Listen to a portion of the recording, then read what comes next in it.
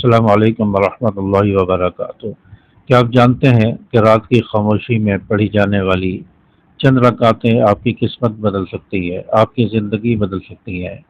کیا آپ جانتے ہیں کہ اس نماز کے وقت میں اللہ تبارک و تعالی اپنی شان کے مطابق آسمان دنیا پر نزول فرماتے ہیں اور پکارا جا رہا ہوتا ہے، کوئی ہے دعائیں مانگنے والا، کوئی ہے بخشش چاہنے والا، اس کی دعائیں قبول کی جائیں، اس کو معاف کر دیا جائے۔ جی ہاں، یہ تہجد کی نماز کا وقت ہے۔ آج کی ویڈیو میں ہم تہجد کی نماز کی فضیلت، تہجد کی نماز کی رکعت، تہجد کی نماز کا طریقہ، تہجد کی نماز کے بعد کون سی دعائیں مانگیں اور تہجد کتنی رکعت پڑھیں، یہ مکمل ڈیٹیل آج کی ویڈیو میں آپ کے ساتھ شیئر کروں گا۔ یہ ویڈیو معلوماتی ہے۔ اگر آپ چاہتے ہیں کہ آپ کے رزق میں برکت ہو، آپ کی قسمت بدلے، آپ کے حالات بدلیں، آپ کی پریشانیاں دور ہوں، اللہ تعالیٰ آپ سے راضی ہو جائے، اللہ کا قرب آپ کو حاصل ہو، آپ کی دعائیں قبول ہوں، تو اس ویڈیو کو آخر تک دیکھیں۔ آج کی ویڈیو میں آپ کو بہت ساری معلومات حاصل ہوں گی اور اس نماز کو پڑھنے کی اہمیت اور اس کی فضیلت آپ کے سامنے آئے گی۔ دیکھیں، اللہ تبارک و تعالیٰ نے قرآن پاک میں فرمایا، اپنے نیک لوگوں کے بارے میں فرمایا کہ رات کے کچھ حصے میں نماز پڑھا کریں، یہ آپ کے لیے اضافی نماز ہے۔ اور اسی طرح اللہ تبارک و تعالیٰ نے قرآن پاک میں ایک اور جگہ پر فرمایا، نیک لوگوں کے بارے میں فرمایا کہ ان کے پہلو اپنے بستروں سے علیحدہ رہتے ہیں، یہ خوف اور امید کے ساتھ اپنے رب کو پکارتے ہیں۔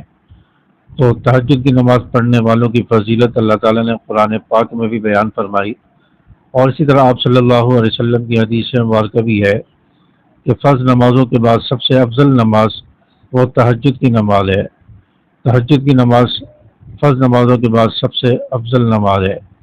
تو تہجد کی نماز کی بہت زیادہ فضیلت ہے۔ اسی طرح روایات میں آتا ہے کہ یہ نماز اولیاء کی، بزرگوں کی، اللہ کے نیک بندوں کی نماز ہے، اور اس کی وجہ سے اللہ تبارک و تعالی مقام محمود عطا فرماتے ہیں، اور اللہ تبارک و تعالی کا قرب ان بندوں کو نصیب ہوتا ہے، اور یہ دعاؤں کی قبولیت کا بہترین وقت ہوتا ہے۔ اس وقت میں اللہ تبارک و تعالی آسمان دنیا پر ہوتے ہیں اور منادی آواز لگاتا ہے، پکارا جا رہا ہوتا ہے، کوئی ہے دعائیں مانگنے والا، کوئی ہے بخشش چاہنے والا، ان کی دعائیں قبول کی جائیں، انہیں عطا کیا جائے اور ان کے گناہوں کو معاف کیا جائے۔ یہ بہترین وقت ہوتا ہے۔ اس وقت میں اگر بندہ اللہ تبارک و تعالیٰ کے سامنے کھڑا ہو اور 2 رکعت 4 رکعت پڑھے اور پھر خوب اللہ تعالیٰ سے دعائیں مانگے تو اللہ تعالیٰ دعائیں قبول فرماتا ہے۔ تو اس تہجد کی نماز کا طریقہ کیا ہے؟ اکثر لوگ یہ سوال کرتے ہیں کہ ہم کس طرح تہجد کی نماز پڑھیں، اس کا طریقہ کیا ہے؟ ہمیں اس کا طریقہ نہیں آتا۔ لیکن تہجد کی نماز بالکل آسان ہے، کوئی مشکل نہیں ہے۔ پہلے آپ رات میں اٹھیں، وضو کریں، کپڑے اپنے چینج کریں، وضو خوب اچھی طرح کریں، مسواک کریں، اور پھر اس کے بعد آپ تہجد کی نماز کی نیت کریں گے۔ مرد حضرات ہیں تو میں اللہ کی رضا کے لیے 2 رکعت تہجد کی نماز پڑھتا ہوں، خواتین ہیں تو میں اللہ کی رضا کے لیے 2 رکعت تہجد کی نماز پڑھتی ہوں۔ تو اسی طرح اگر آپ اور پڑھنا چاہتے ہیں تو پھر اسی طرح نیت کر لیں۔ تو نیت کرنے کے بعد آپ نیت باندھ لیں گے، تکبیر تحریمہ کہہ کر ہاتھ کانوں تک اٹھا کر اللہ اکبر کہتے ہوئے پھر آپ ہاتھوں کو باندھ لیں گے۔ پھر اس کے بعد آپ ثنا پڑھیں گے، اعوذ باللہ، بسم اللہ پڑھیں گے، سورۃ الفاتحہ کی تلاوت ہوگی، پھر کوئی سورت قرآن پاک کی ملائیں گے۔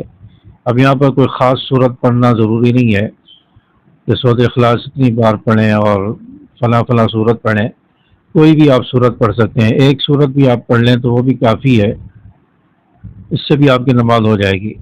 تو سورۃ فاتحہ کے بعد آپ کوئی بھی قرآن پاک کی سورت ملا لیں، اس کے بعد پھر رکوع اور سجود ہوں گے، رکوع و سجدے کی تسبیحات ہوں گی، پھر پہلی رکعت کے دوسرے سجدے کے بعد آپ تکبیر کہتے ہوئے پھر کھڑے ہو جائیں گے، اور سورۃ فاتحہ سے پہلے بسم اللہ پڑھیں گے، سورۃ الفاتحہ پھر سورت ملائیں گے۔ یاد رکھیں، پہلی رکعت میں آپ نے جو سورت ملائی ہے سورۃ فاتحہ کے بعد، اگلی رکعت میں اس کے بعد والی صورتوں میں سے یا بعد والے رکوع میں سے آپ یا اس کے بعد والے پاروں میں سے آپ کوئی رکوع اور کوئی سورت پڑھیں گے، اس سے پہلے والوں سے نہیں پڑھیں گے کیونکہ ترتیب الٹ جائے گی۔ تو یہ بات یاد رکھیں۔ پھر اس کے بعد دوسری رکعت میں سورۃ فاتحہ کے بعد سورت ملا لیں، پھر رکوع اور سجود ہوں گے، تسبیحات ہوں گی رکوع سجدے کی۔ پھر آپ دوسری رکعت کے دونوں سجدوں کے بعد التحیات میں بیٹھ جائیں گے۔ التحیات ہوگی، اب رسول تک درود شریف ہوگا، درود شریف کے بعد کی دعا، پھر آپ دائیں بائیں سلام پھیر کر نماز کو مکمل کر لیں گے۔ تو یہ 2 رکعت ہوں گی۔ پھر اگر آپ مزید 2 رکعت پڑھنا چاہتے ہیں تو مزید بھی پڑھ سکتے ہیں۔ طریقہ یہی ہے جس طرح ہم عام نمازیں پڑھتے ہیں اور صورتیں پڑھتے ہیں، اسی طرح ہم پڑھیں گے، صرف نیت تہجد کی نماز کی کریں گے، باقی طریقہ بالکل وہی ہے جیسے ہم عام فرض نماز سنت نوافل پڑھتے ہیں، اسی طریقے سے آپ پڑھیں گے۔ اور تہجد کی رکعت کم سے کم 2 رکعت ہیں، اور 8 رکعت بھی پڑھ سکتے ہیں، 4 رکعت بھی پڑھ سکتے ہیں، اور حدیث مبارکہ میں 8 سے زیادہ بھی رکعتوں کی تعداد کا ذکر ہے، یعنی 12 رکعت تک بھی آپ پڑھ سکتے ہیں۔ تو آپ صلی اللہ علیہ وسلم کا، ہمارے پیارے نبی کا زیادہ تر معمول وہ 8 رکعت کا تھا، تو آپ 4 رکعت 8 رکعت پڑھیں، شروع میں 2 رکعت تک پڑھیں، اگر مشکل ہے 2 رکعت 4 رکعت سے شروع کریں، پھر ایسا ایسا بڑھاتے جائیں۔ تو اگر آپ نے عشاء کی نماز کے ساتھ آپ نے وطر نہیں پڑھے تو پھر تہجد پڑھنے کے بعد آخر میں وطر پڑھ لیں۔ آپ صلی اللہ علیہ وسلم تہجد کی 8 رکعت پڑھتے تھے یا 12 رکعت پڑھتے تھے، اس کے بعد 3 رکعت وطر کی نماز پڑھتے تھے۔ تو اگر آپ نے عشاء کے ساتھ وطر نہیں پڑھے تہجد کے بعد پڑھ سکتے ہیں۔ تو اس طرح آپ تہجد کی نماز جو ہے اس کا اہتمام کریں گے، اور تہجد کی رکعتیں بھی آپ کو سمجھ آ گئیں۔ تہجد کی نماز کس وقت پڑھیں، یہ بہت اہم مسئلہ ہے اور پوچھا جاتا ہے۔ دیکھیں، عشاء کی نماز پڑھنے کے بعد تہجد کا وقت شروع ہو جاتا ہے۔ آپ نے عشاء کی نماز پڑھنے کے بعد نوافل پڑھ لی ہے، چند رکعت نفل پڑھ لی ہے، تو یہ تہجد میں شمار ہوگی، قیام اللیل میں اس کا شمار ہوگا۔ لیکن افضل وقت یہ ہے کہ رات کے آخری پہر میں پڑھی جائے، رات کے آخری پہر میں، یعنی صبح صادق سے پہلے پہلے تہجد کی نماز پڑھی جائے، یہ سب سے افضل وقت ہے، اور اس وقت اللہ تعالیٰ آسمان دنیا پر ہوتے ہیں، پکارا جا رہا ہوتا ہے، تو یہ بہت ہی بہترین وقت ہے، افضل وقت ہے۔ تو رات کے آخری پہر میں کچھ دیر آرام کرنے کے بعد، سو کر اٹھنے کے بعد پڑھیں تو اس کی زیادہ فضیلت ہے۔ اگر آپ عشاء کے فوراً بعد بھی پڑھنا چاہیں تو پڑھ سکتے ہیں، تہجد کی نماز آپ کی ہو جائے گی، لیکن ثواب میں کمی ہوگی۔ تو تہجد کی نماز صبح صادق سے پہلے پڑھی جاتی ہے۔ بعض لوگ یہ کہتے ہیں کہ فجر کی اذان تک تہجد کی نماز پڑھی جا سکتی ہے، تو یہ بالکل غلط ہے۔